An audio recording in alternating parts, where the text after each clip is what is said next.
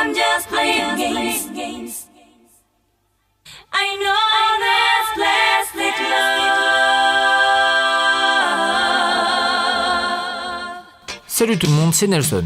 Samedi 13 avril a eu lieu au Kawaii Café rue Nemours dans le 11e arrondissement la 3e édition de la seule soirée de Paris, voire même de la France entière, consacrée à la City Pop, un courant musical japonais qui a débuté à la fin des années 70, a eu son apogée dans les années 80, pour finalement disparaître à la fin des années 90. Au platine de cette 3e édition, un invité spécial en la personne de Vantpogam, très connu sur internet pour ses mix sur SoundCloud, et pour son ex-web radio 100% City Pop, fermé depuis par YouTube. À l'occasion de sa venue donc, une petite interview s'imposait. Qui est Vantpogam? Qu'est-ce que la City Pop? Et comment ont été accueillis ces mix à leur première diffusion? Éléments de réponse tout de suite.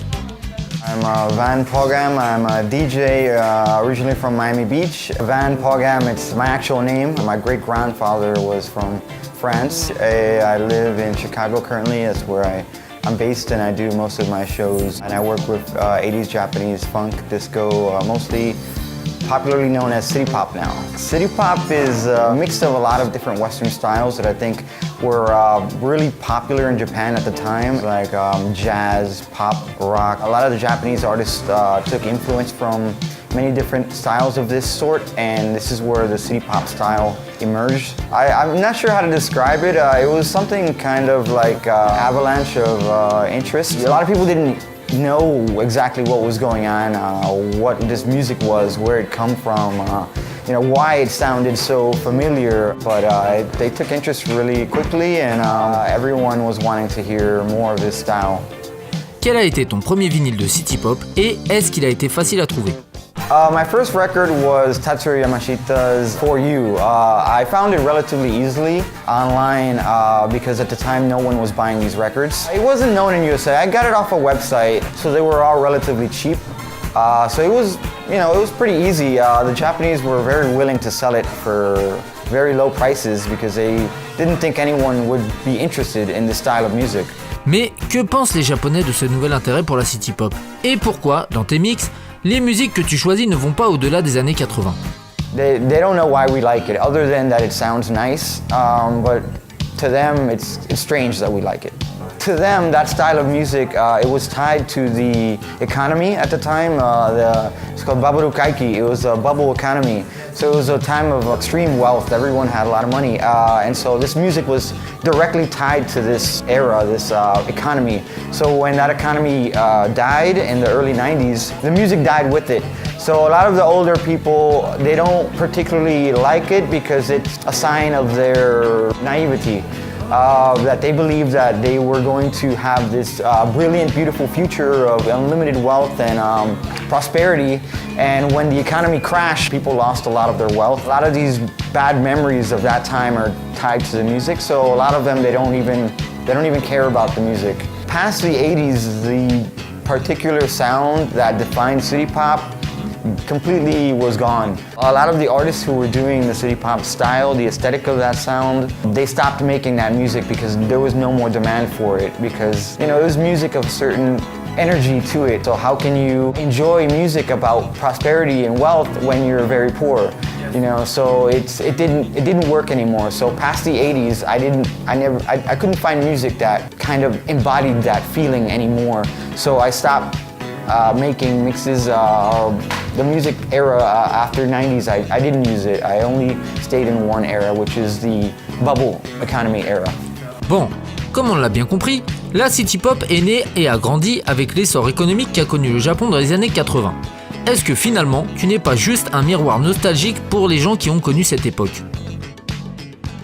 I wouldn't say I'm a mirror for the people who knew that era, but I think I'm more of a mirror for the people who were trying to relive the 80s and late 70s in a way that's not familiar as much. I think a lot of our music, our 80s and 70s music has been listened to so many times that there's no more magic left in our nostalgia.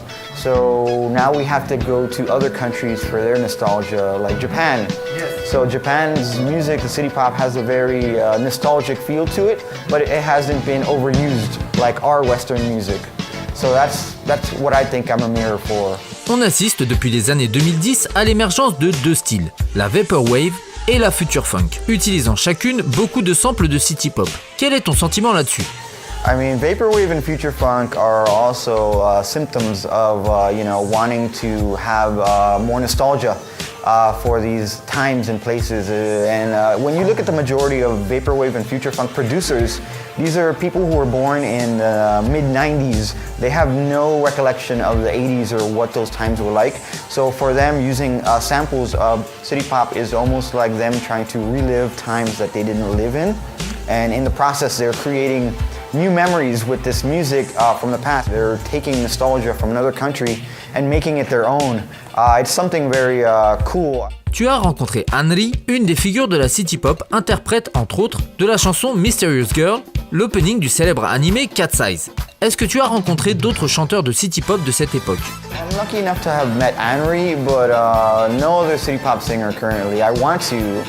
I'm not sure if many are aware of me. I'm sure some of them are, but meeting them, until I go to Japan and I find connections to meet some of these artists, I'm hoping soon. But probably next year, 2020, I'm trying to go to Japan to mix. Récemment, YouTube a fait fermer ta chaîne qui diffusait en live de la city pop après 3 strikes de la part de l'association des producteurs japonais RIAJ. Quel est ton sentiment là-dessus? It's kind of tragic in a way because there was such potential for the Japanese Recording Association of Japan to work with me and help promote these artists and the music.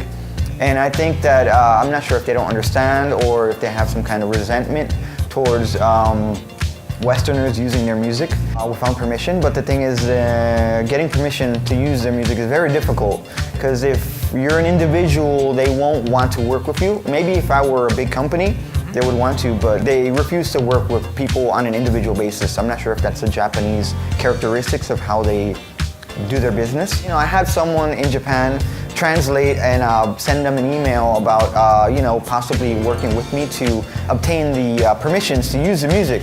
But they didn't want to work with me. They were completely against it. They were indifferent towards what I had accomplished, how much I had promoted these artists, and how many, people were listening to this music again and how popular it was getting overseas. It was kind of sad that they did that, and I wish it could be different, but I really can't change their minds on the topic. They own the rights, and it's theirs, free to do as they please with their music. But they should really know that they made a big mistake in doing that because they could have expanded the influence of Japanese music to a big level by working with YouTubers and people such as me who have a passion for it. So it was a missed opportunity in my opinion. Et pour finir sur une note plus gaie, si tu conduis au Japon pour un long voyage, quelle musique tu embarquerais avec toi? Oh, well, I would take a Tatsuro Yamashita album. He's a king of city pop, without a doubt. He defines the genre, and his music is just amazing, and he deserves to be more widely recognized. So if I were in Japan, I'd definitely be listening to Yamashita Tatsuro. Yes.